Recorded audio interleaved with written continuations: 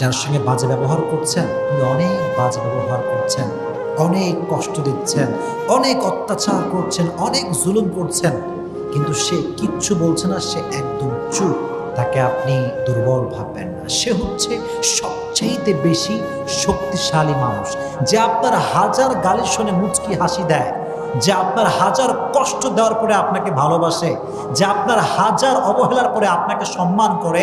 তাকে আপনি দুর্বল মনে করবেন না। সে হচ্ছে সবচাইতে শক্তিশালী ব্যক্তি, সে হচ্ছে সবচাইতে শক্তিশালী পুরুষ, সে সবচাইতে শক্তিশালী নারী, কারণ তার কাছে ধৈর্যের মতো সবচাইতে বড় হাতিয়ার আছে। সুবহানাল্লাহ পড়েন।